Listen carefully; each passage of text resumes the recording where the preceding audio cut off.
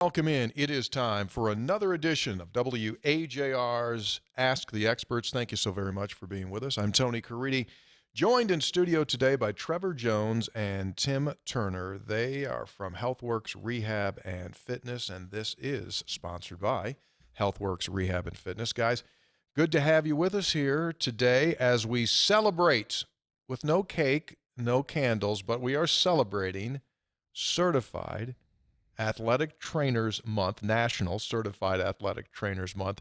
It's always a big month in the world of athletic training, and we're going to spend our time here today talking about the profession, talking about how, in fact, you or someone that you know may be coming in contact with these folks, but not even know that it's happening out there, but they are a very, very key part in our community. Okay, guys, let's first off jump into a definition when we talk about athletic trainers, and then we can get into the certified athletic trainer part. First off, define it for us. Who is an athletic trainer? So, Tony, athletic trainers are it's a certified healthcare professional that has an undergraduate or master's degree in athletic training. So they are taking care of athletes specifically, whether that's on the field or in physical therapy clinics, a number of different settings, even in the industrial setting. And I guess, Tim, a lot of times when we say an athletic trainer, we instantly think sports, but that's not necessarily the case at all. Right. As Trevor mentioned, athletic trainers are tasked with the injury prevention, management, and treatment of athletes. And that can be in a variety of settings on the field. It can be in a clinical setting. It can be in the industrial setting.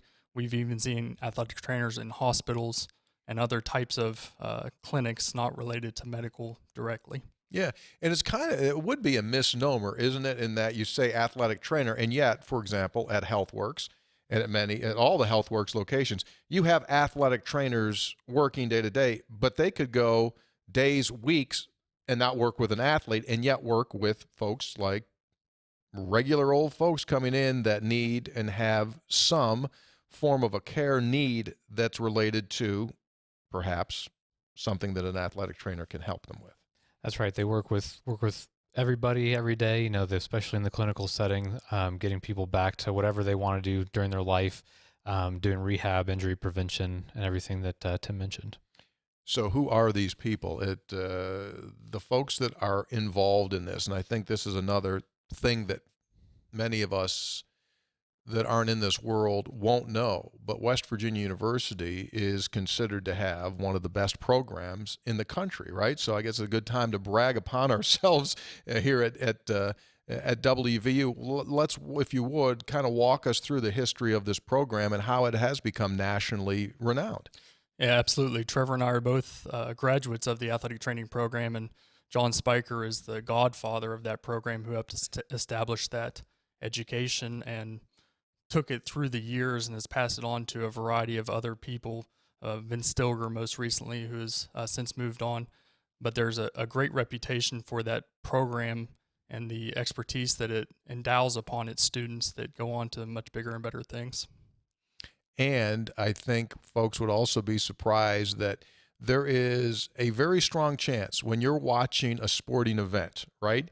And it could be NFL, it could be Major League Baseball, in the NBA, there's WVU athletic trainers that are all over the place. Yeah, Tony, they have a really strong reputation here at WVU of producing professional athletic trainers in all different sports. So like you said, NFL was one of the reasons I actually came out to WVU. They had such a strong reputation even down in the South. So it's great to be in an area where you have programs that are so strong. Okay, let's talk about the aspect of education. How does one become an athletic trainer? So when Tim and I went through school, you could get your undergrad and go straight into working with an athletics team.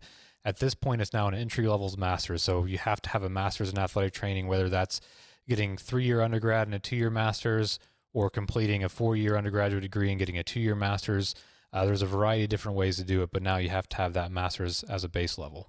Tim, how has that kind of morphed? And so going from when you guys were in school for now with the master's aspect, why did that come about? I think the big reason for that was progressing the medical aspect of the profession. So increasing the educational level of its students, increasing the experience level of its students, and allowing to garner a better respect within the community of the profession that it is for true. For those that are interested, what field of study is best in high school? What do you want to angle toward?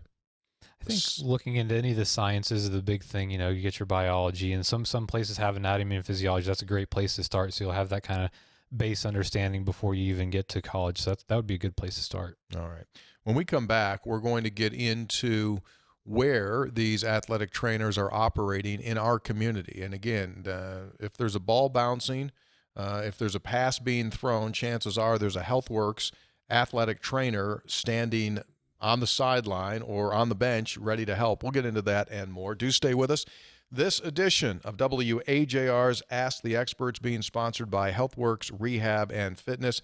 If there's anything that we mentioned during our program here today that piques your interest, by all means, you can always give them a call.